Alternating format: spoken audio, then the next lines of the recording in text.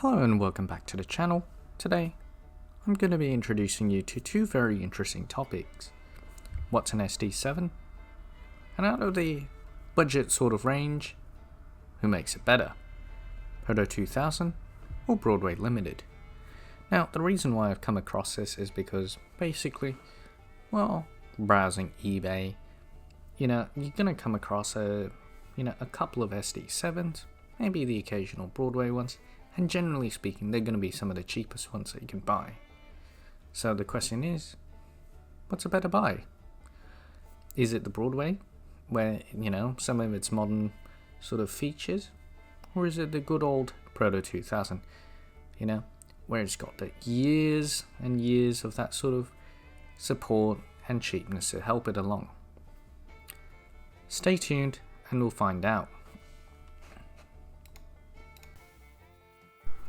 So to explain the history of the SD7, first you have to go back to the GP7. The GP7 was introduced in 1949 and was EMD's first road locomotive to use the hood unit design compared to the previous F and BL unit. The reason for this was easier for shop crews to work on it, better visibility front and back, and simply cost. Equipped with the same prime mover as the earlier F units, the 567 prime mover was simply just one of the best engines at the time, pushing out 1500 horsepower at the crank, and reliable compared to a lot of the engines at the time. The GP7 would be the perfect engine to sell from changing older steam to modern diesels. The GP7 would actually struggle to meet demand, and selling a mix of 2,729 units from a mix of GMD and EMD factories.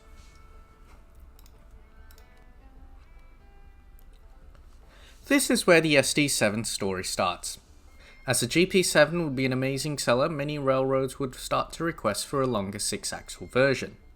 The benefits of 6 axles instead of 4 would be better tractive effort for starting longer trains, and an even more important part is better weight distribution. The SD7 was internally identical to the GP7 with the same exact engine. However, unlike many competitors, such as Baldwin's AS616 and Alca's RSD4, it had a custom-built frame. The SD7 is physically longer than the GP7 and equipped with its famous flexicoil trucks. The flexicoils are a high excision design and easy to maintain compared to Alca's design, where the center axle was hard to access.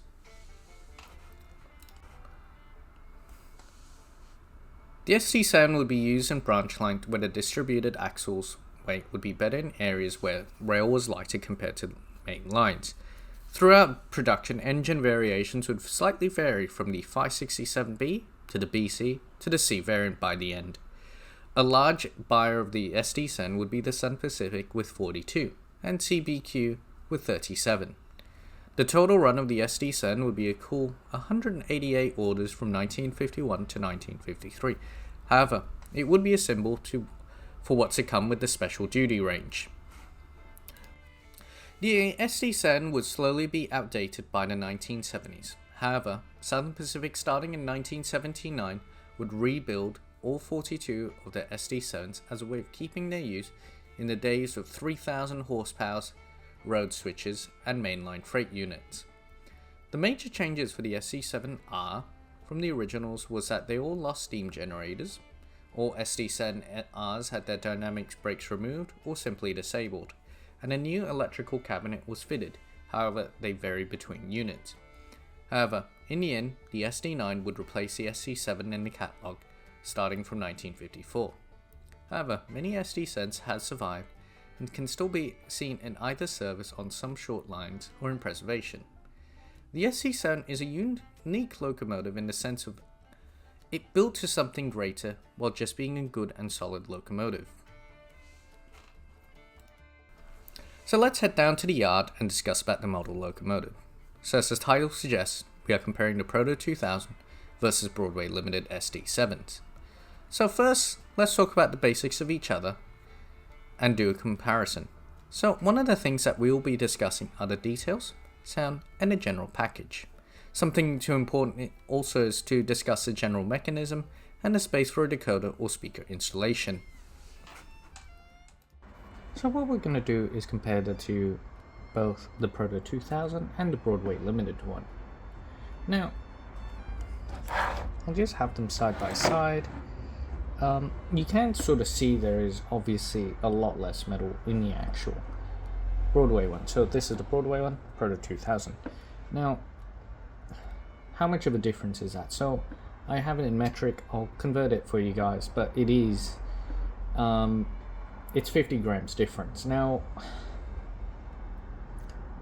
for like a percentage thing, you're looking at nearly 1/8 more on the Proto 2000, and I'm not sure why, but obviously you can probably see there's no flywheel on the actual BLI, and I think that does actually contribute to a lot of the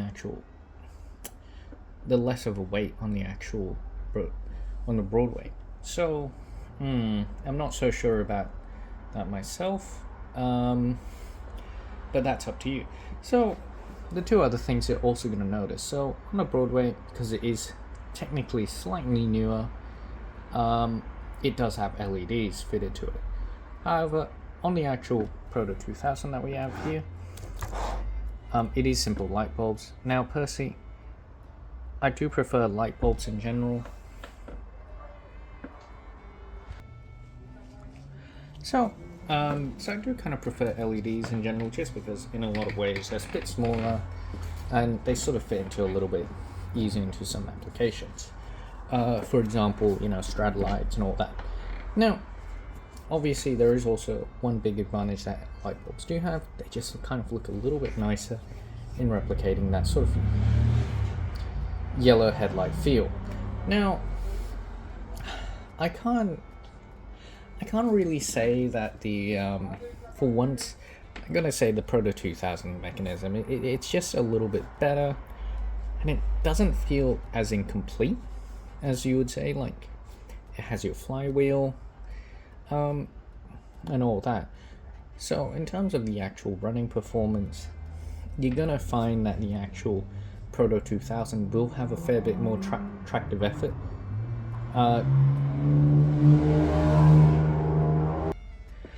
Just because, I do believe when it comes to starting a bigger train, I do think that the Proto 2000 is just going to have a better chance of doing it better and a bit more consistently. Now, not saying the Broadway is bad, but when you combine that the fact that it doesn't have a flywheel to it, and it doesn't have because it has sort of the no flywheel, and it doesn't have the weight, and it does make it sort of a big negative, because a lot of the things that I'm sort of complaining about, the fact that it's got light bulbs and all that, that's easily interchangeable. But on terms of the actual Broadway, it makes it really hard to replace things like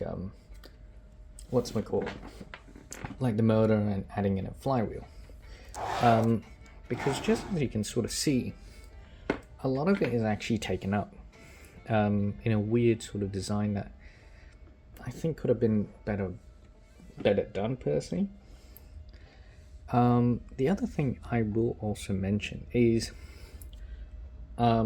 because this sort of explains why it is a fair bit lighter, which is on the Proto 2000, you'll need to sort of see it on what I mean.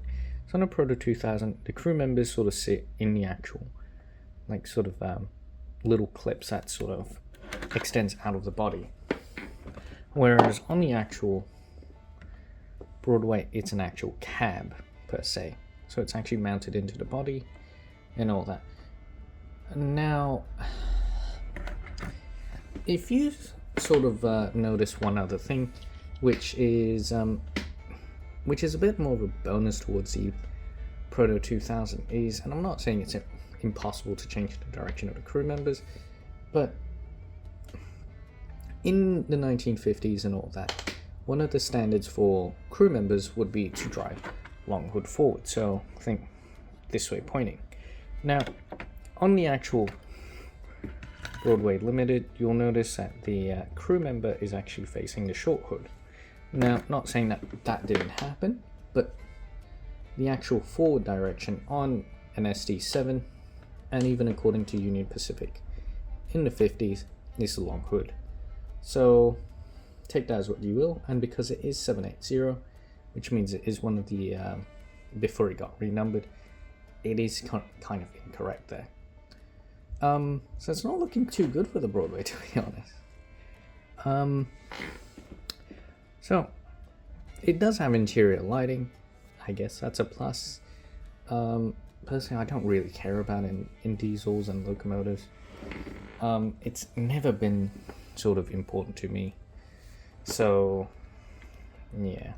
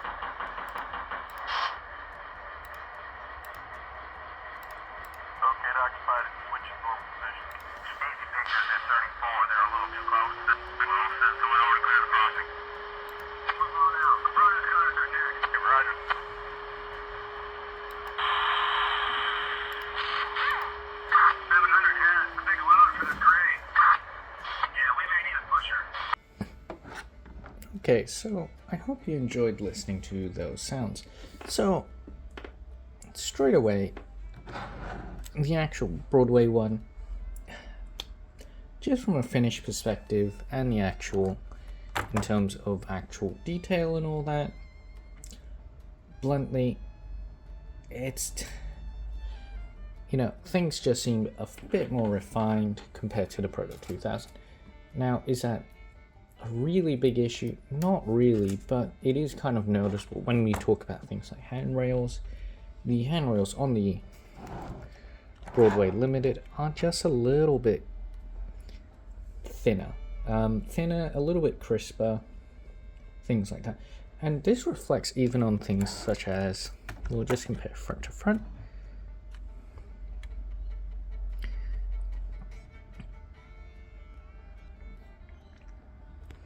What you're going to notice on the front is just notice how clean and sort of subtle the actual details such as the grab irons and all that are compared to something on the actual Proto 2000. So, one of the other things I will also mention, since we are at the front, is just sort of take a notice of how much better looking the actual ladders and just general detail. Now, saying that, both of them don't really neglect any sort of details to be missed, such as, your foldable step, your headlights, number boards. None of that is really that neglected. And as you probably noticed from the mechanism, none of them can sort of show red marker lights. Is that really a problem? Not really, because generally most modelers are going to be doing, having the end car as a caboose, so that's not really an issue, and most people don't really do light engine running. Now, one thing I have noticed, which is the Proto 2001 is a little, is a bit wrong here, is how small the actual the engineers and firemen's windows are compared to, let's say, on the Union Pacific we have here. So that's something else to notice. Generally speaking, things such as your windows on your side windows are pretty much identical, but it's just those sort of driver's windows and all that from the front and rear. Now, this is where it gets a little bit funny. Obviously, the chassis systems one is lacking a dynamic brake. Nope. However, the the SD7s by Broadway come in dynamic and non-dynamic brakes. However, this is kind of where I'm going to sound really negative to Broadway Limited. For some bizarre reason, despite a lot of their efforts to be very detailed and all that for an SD7 and all that, a lot of them are lacking that sort of road-specific details. And what do I mean by that? A lot of the, for example, the Southern Pacific ones, I'll put a picture so you can sort of understand. Even the Southern Pacific SD7s are lacking the SP light package. What do I mean by that? Your extra headlights, marker lights, and all that, they don't exist. What you get is basically a repainted one of these in Southern Pacific scheme, which begs the question of why, because they're not cheap models by any chance. Even now, you're still looking at paying about $200 US, or $200 or something like that. And yeah, I'm just a bit conflicted on why they wouldn't have done it. So don't get your hopes up on road specific details like that. Frankly, on the Broadway SD7s, they don't exist. What you get here is a generic SD7 that basically came out of EMD's factories, and that's what you're getting. Nothing else, nothing special. So calm your expectations, and if you are someone who is really wanting an SD7 or an SD9, my recommendations would actually be either to get one of the Proto 2000s if you are on a bit of a budget, and get yourself some detail parts. They do exist. I do have some for my Jeep 7 I'm planning to convert. Or the other choice is to either get pre-order one of the new Rapido ones, or get a Walters one. I think both the Walters and the Rapido one look fantastic, and I'm looking to maybe getting one of the SD9s from them in the future. However, those are your really two choices here. As much as I'd recommend doing it on the SD7, on the Broadway Limited ones, I find a lot of aftermarket support is lacking, and for the fact that, it is missing a few of those important details, that's what I would recommend. Now, before I turn this into a bit more of my conclusions, and we'll add to that later, what we're going to do is discuss about the actual general riding. So what you're looking at is Broadway's understanding of what Union Pacific looks like. So for comparison, I've also got a blue line -7 as well, to sort of showcase what it looks like in other liveries. So as you can see, it's kind of a lemony yellow. However, if you are to look at Proto 2000's Union Pacific, it looks a lot brighter. A lot of the things are a bit more picked out, and I do believe the black underlining for your numbers and all that is a bit more subtle. So take that into consideration as well. But in my opinion, the actual writing in general from Proto 2000 is pretty fantastic. You know, I can't complain. I think they look fantastic for what they cost. Another factor of why I think the Proto 2000 is, you know, a really good locomotive, you know, despite a lot of its detail issues, I do think radiator fans look slightly better compared to your SD7 by Broadway Limited. As you can see, while they do look very well made, I just don't think that they're worth as, I just don't think it's as good as your Proto 2000.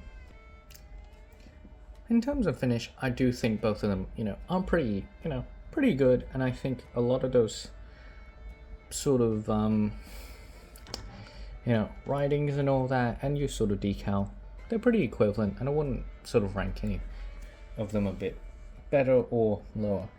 Now, in terms of your actual body detail, the body detail on the actual Broadway is quite generic. None of them are going to have anything special. So no matter which railroad you're going to get, you're basically going to get this body and nothing else, no sort of special lights, different horn configurations, nothing like that. If you're wanting those sort of things, you're going to have to go to Walters or Repeater for that. So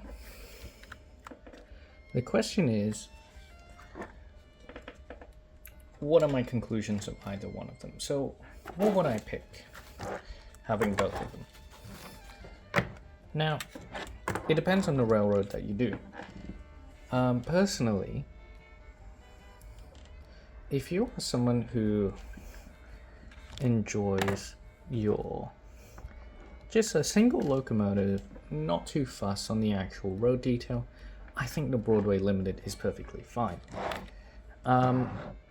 I think also that could be applied to the Proto 2000. I think in some ways both of them are equally as good, even though I think in terms of the body detail, I think the Broadway does have it beat just a little bit. However, where I think the Proto 2000 does really edge pretty far is the actual mechanism. The mechanism, in my opinion, is far, far better.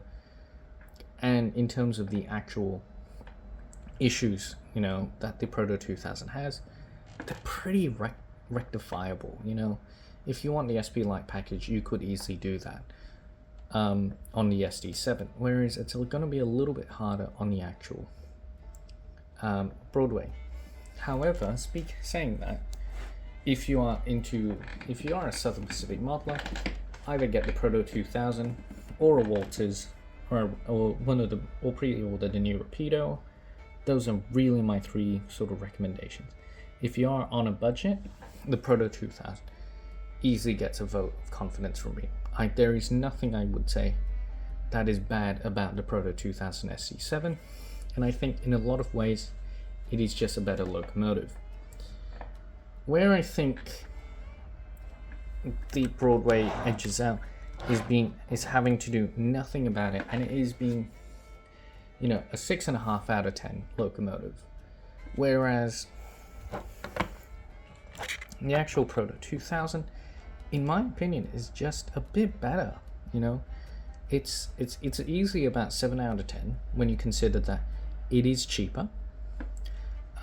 Parts and detail kits are easily available compared to your Broadway Limited. The other thing is I would also mention is your mechanism is far better. So things like flywheels and also having that extra weight, it does really add up.